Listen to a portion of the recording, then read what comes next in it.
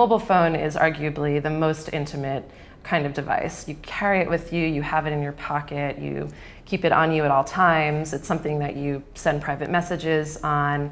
You have photographs on it of your kids and your husband or wife. It's something that it's like a piece of you, and people often talk about feeling naked when they don't have their mobile device. The computer is much more public. It's something that sits on your desk at home or at work. It's something that you're password protecting, and it's not something that you take with you, and if you take your laptop with you, it's just there for kind of a functional reason. The iPad is something in between that. It's still a very functional tool and device, but it's also fairly intimate. People spend a lot of time on the iPad. They spend 35 minutes a day on average using it. They take it into the bedroom with them. What we're doing is really trying to understand what the opportunity is for a news publication and for a business. And we're seeing that it's been incredibly successful for us. So I think the key, what we see a lot from publishers is that they're reluctant to create a new experience on the iPad. It's much easier to drive people to their website on the Safari browser or other tablet browsers, or just sort of repurpose their existing content and put it in an app, either in PDF form or something similar. So that just doesn't seem like the best experience. It's really not taking full advantage of what the device can do.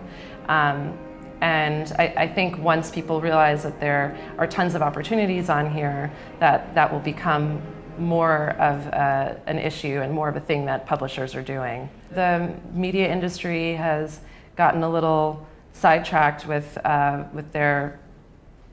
content, and what people are looking for is a service. They're looking for deep information. They're looking for something new and something challenging and something useful.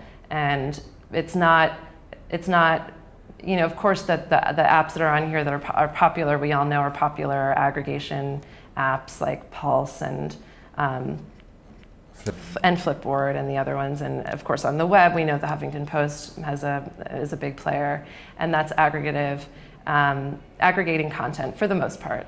And I think people value that to whatever extent they can and do, but they're looking for more. They're looking for new kinds of content, something that's more enlightening. And on the iPad, as we've seen, people spend a lot of time with it. So the opportunity for long form journalism is really broadened. Users are used to clicking around very quickly on the computer. They know how to use it. They know what their habits are. We as producers know what their habits are. So we know how to quickly navigate through these websites.